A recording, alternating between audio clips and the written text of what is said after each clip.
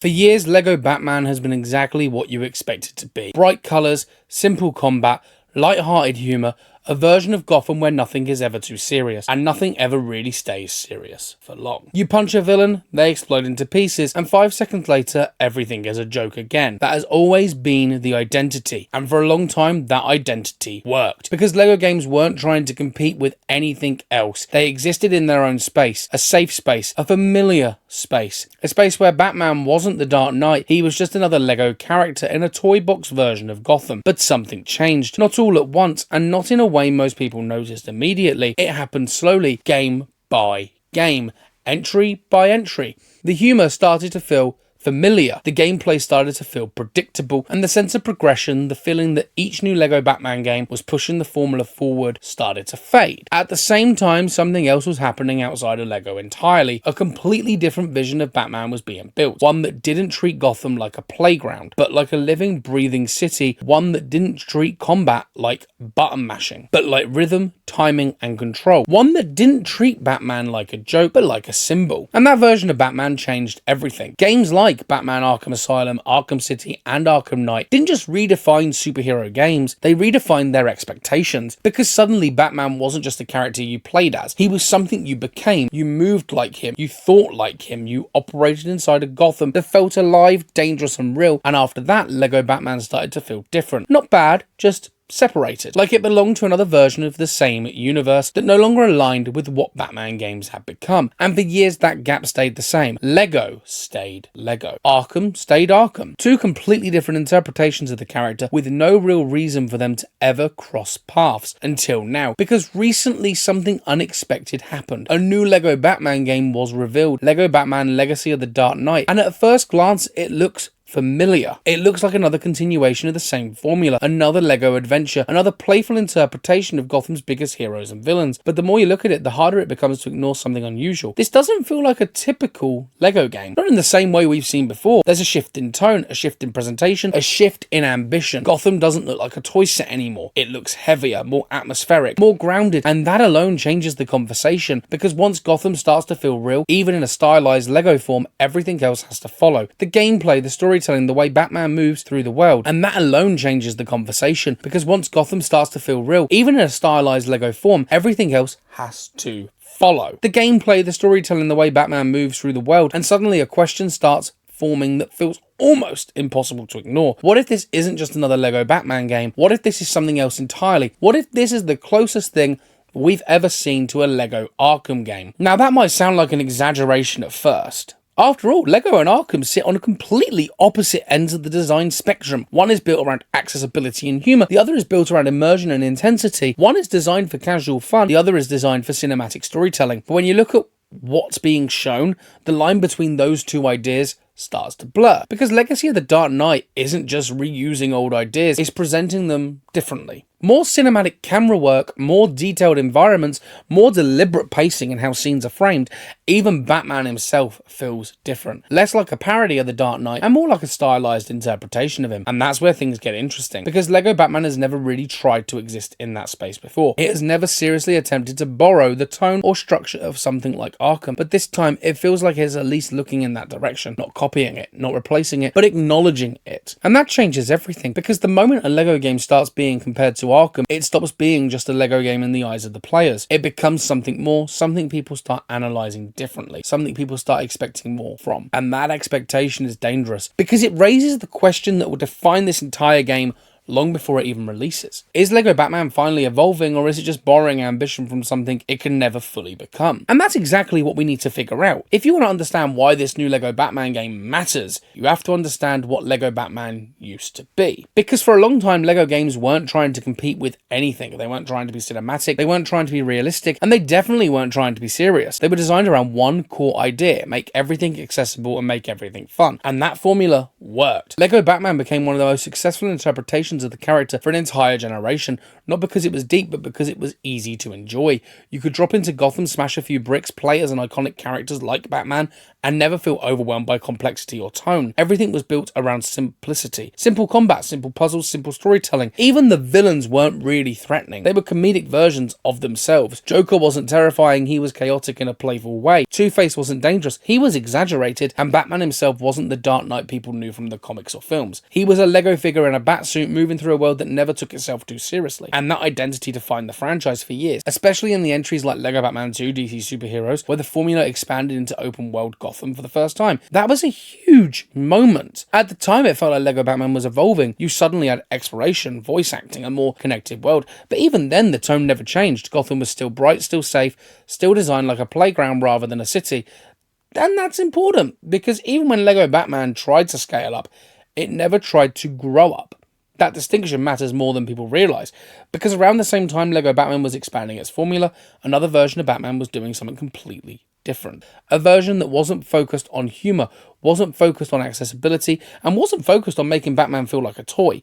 Games like Batman Arkham Knight were pushing the character in the opposite direction entirely. They weren't simplifying Batman, they were refining him.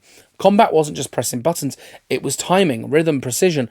Gotham wasn't just a backdrop, it was a living environment reacting to your presence. And Batman himself wasn't a joke or a parody, he was a symbol operating in a world that treated him seriously.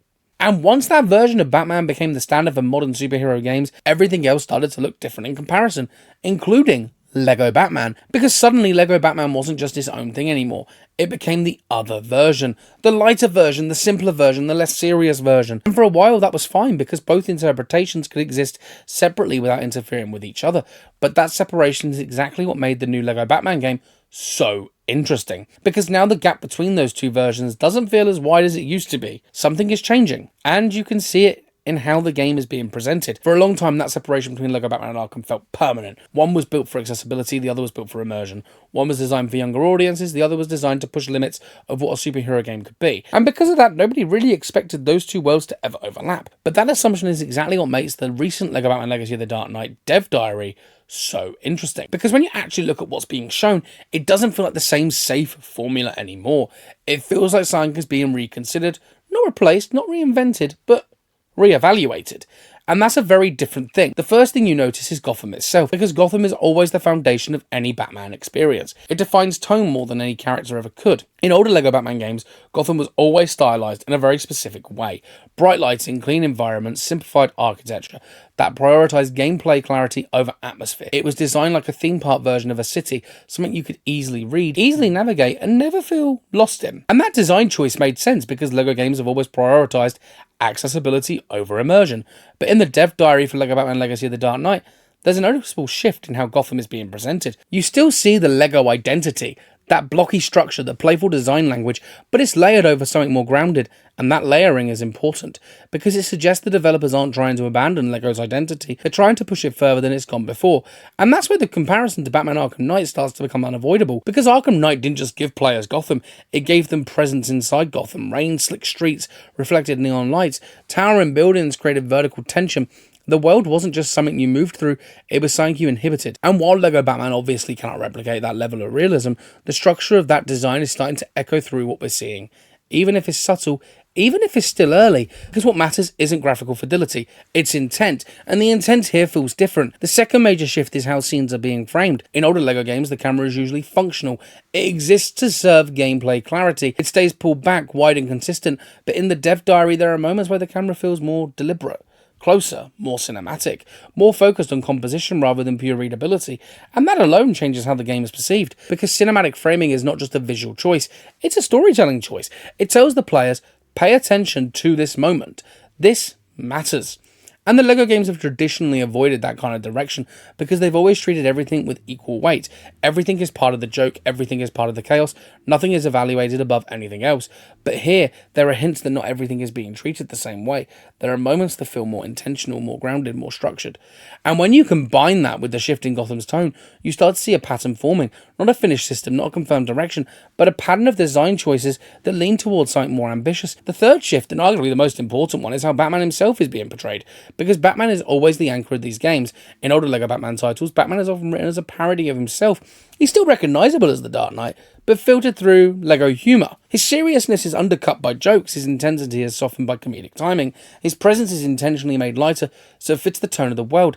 But in Legacy of the Dark Knight, there's a subtle change in how he is framed. Not in personality alone, but in presentation. He feels less like a joke version of Batman, more like a stylized interpretation of him. There's more weight in how he moves, more seriousness in how he is positioned in scenes, more focus on his presence as a central figure rather than just another playable character in a roster. And that matters because Batman only works when the world around him reacts to his seriousness. If everything around him is comedic, his identity collapses into parody. But if the world starts adjusting its tone, even slightly, Batman begins to reassert himself as a more grounded figure. And that's what makes this shift so important, because it suggests the developers are not just building another LEGO game, they are building a LEGO game that understands tone more carefully than before. And that's where the Arkham comparison becomes unavoidable again, because in games like Batman Arkham Knight, Batman's presence defines the entire experience. He doesn't adapt to the world adapts to him. And while LEGO Batman has never operated on that principle before, there are early signs that this is beginning to move in that direction, even if only slightly, even if only in presentation, even if only in tone. The final piece of this shift is pacing, because pacing is something more people don't consciously notice, but it affects everything. Older LEGO games move quickly, constant jokes, constant interactions, constant moments from one set piece to another. There is rarely silence, rarely tension, rarely space for atmosphere to build. But in what we're seeing now, there are more moments that feel more controlled, slower transitions, more deliberate shots, more time spent on environments without immediate gameplay interruption, and that creates a very different emotional rhythm. It gives the world room to breathe, and when a world breathes, it starts to feel real, even if it's made of bricks. And that's the core of this entire shift. Not realism, not graphics, not combat systems, but atmosphere, because atmosphere is what defines whether a game feels like a toy or an experience. And LEGO Batman Legacy of the Dark Knight is starting to lean, however, slightly towards experience. And once that line starts to blur, there's no going back to how people perceive it, because even if the final product remains fundamentally a LEGO game, the expectation around it will no longer be the same. It will be judged differently, analysed differently, and compared differently. And that alone changes everything, because the moment a LEGO game starts being spoken about in the same breath as Arkham, it stops being just a LEGO game in the minds of players. It becomes something more complicated. Something more ambitious, something that carries expectation it has never carried before, and whether it succeeds or fails, that shift has already happened. If tone is one part of the shift, then gameplay is the part that really decides whether this idea holds up, because you can change lighting, you can change camera work, and you can even change how characters are presented. But if the core gameplay loop is still the same LEGO formula underneath it all, then everything else is just surface level. And for a long time, that's exactly what LEGO games were. No matter how different they looked on the outside, the structure underneath stayed consistent. You entered a level, you smashed objects, you collected studs, you unlocked characters. You replayed said levels to find hidden items. And that loop, while fun, became predictable. Especially in games like LEGO Batman 2 DC Superheroes, where the open world was introduced, but the structure of what you did inside that world barely changed. You weren't really investigating Gotham, you were collecting in it. And that distinction is important, because collecting has always been the backbone of a LEGO game design. Studs, mini-kits, red bricks, character tokens, everything is built around rewarding exploration with items, but the issue is that over time collecting stopped feeling meaningful.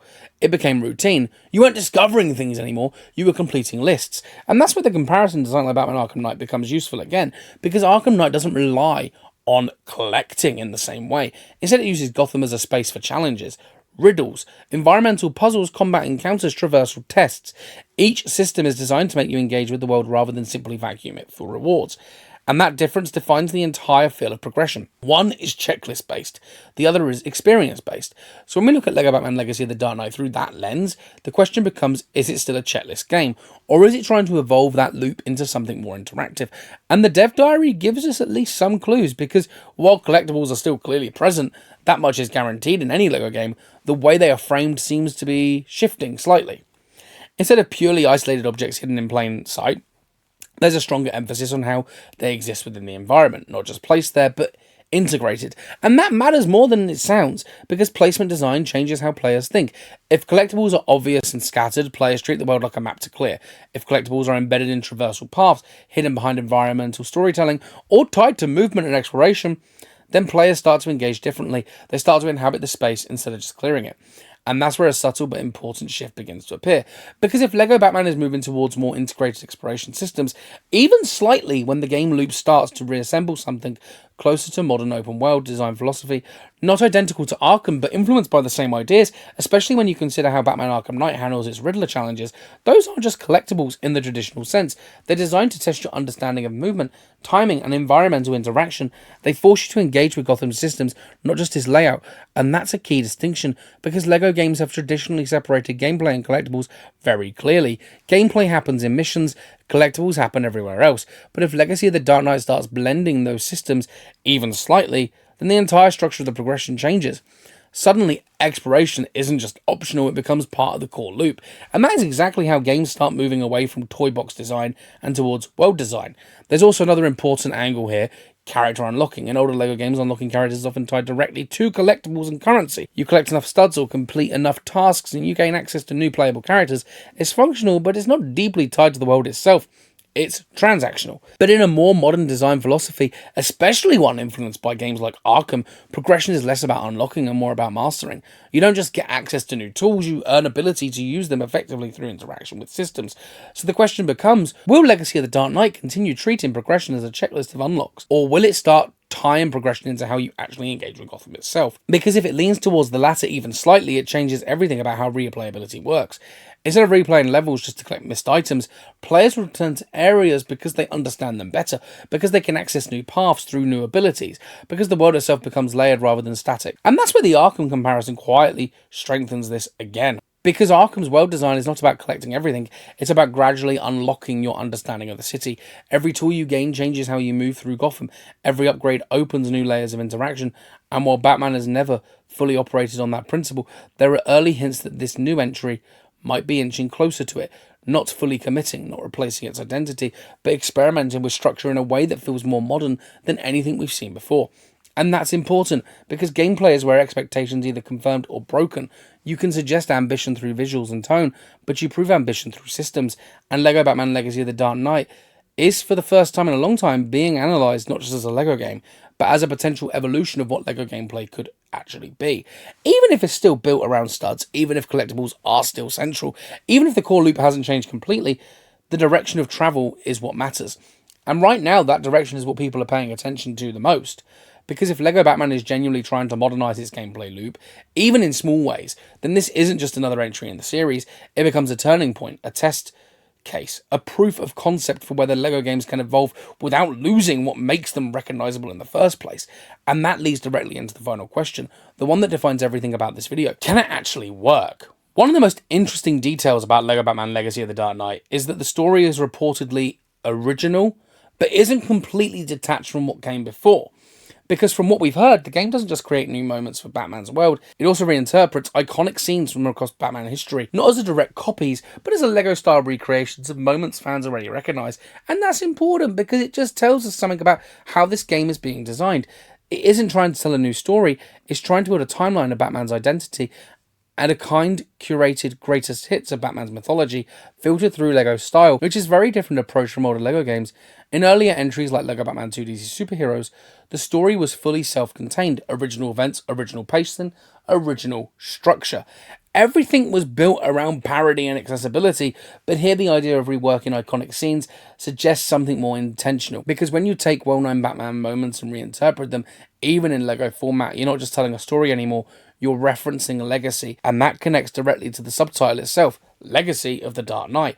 That word legacy starts to mean something more specific in this context. It's not just referring to one version of Batman, it's referring to multiple interpretations of him, different eras, different tones, different emotional identities, all feeding into a single experience.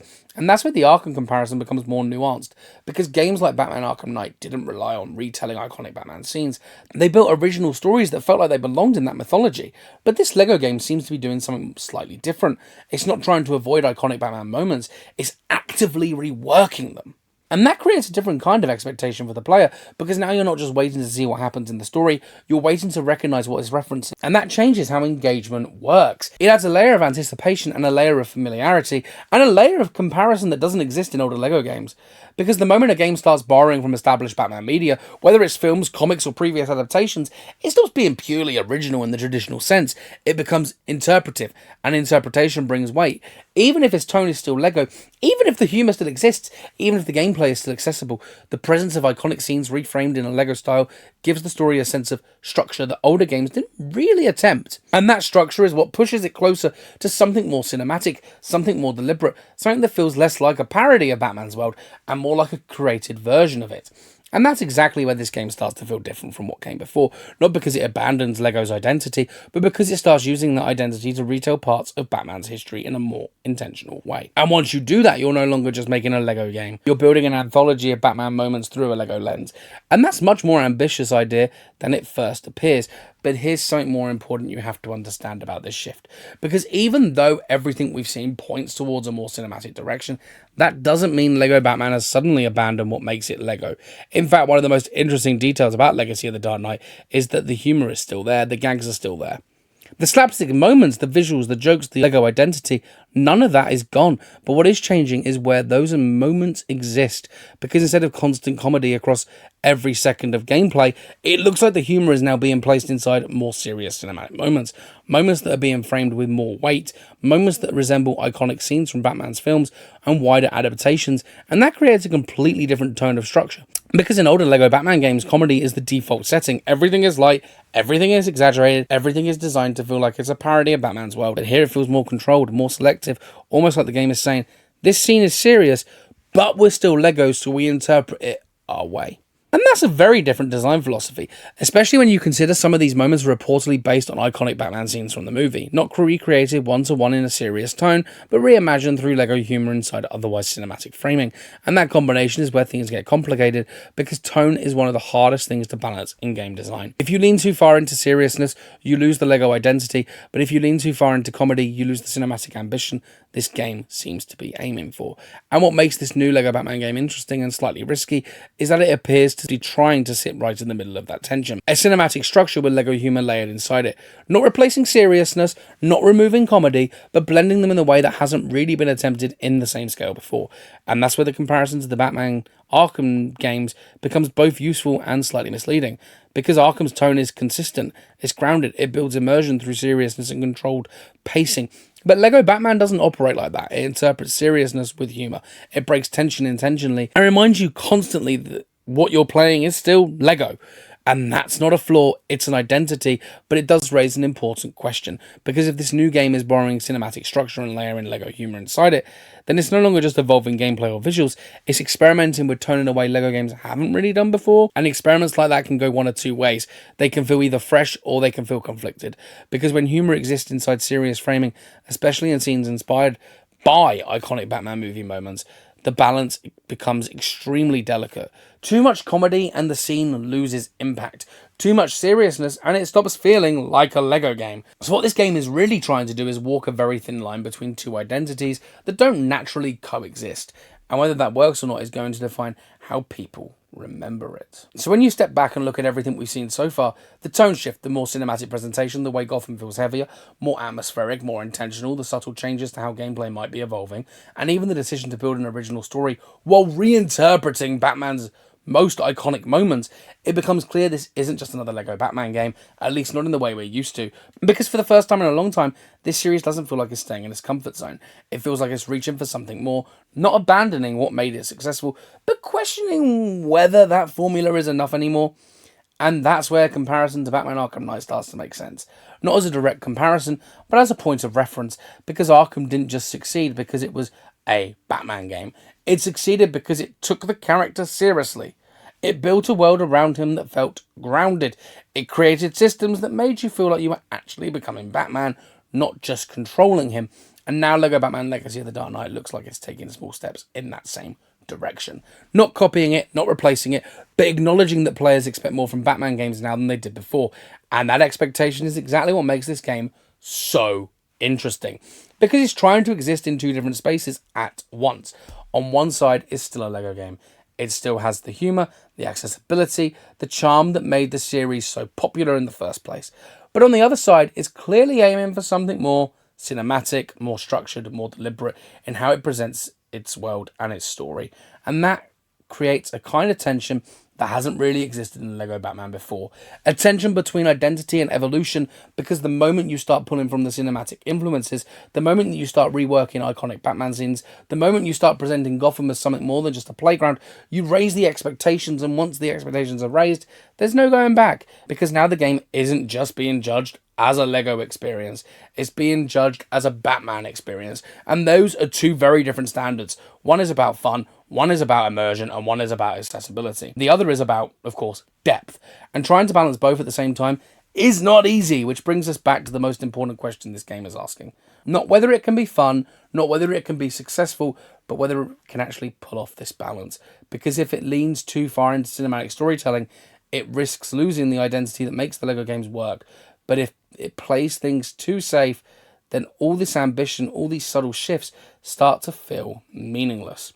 And that's why this game means more than it seems on the surface, because it isn't just another entry in a long-running series. It's a test of whether Lego Batman games can evolve. A test whether they can take inspiration from something like Arkham without losing themselves in the process, and a test of whether players are ready for the version of Lego Batman that feels just a little bit more grounded, a little bit more cinematic, and a little bit more ambitious than anything we've seen before. And maybe that's the real takeaway here, because when people say this looks like a Lego Arkham game, they're not saying it's identical, they're saying it's replacing that experience. What they're really saying is so much simpler, that for the first time, Lego Batman is starting to move in that direction, and whether it fully gets there or not, that shift alone is worth paying attention to, because if this works, it could redefine what Lego games are capable of. But if it doesn't, it will just prove how difficult it is to evolve something that was never designed to change this much in the first place. And that's what makes this game so fascinating right now. Not what it is, but what it's trying to become, because this isn't a Lego Arkham game, but it might be the closest thing we ever get.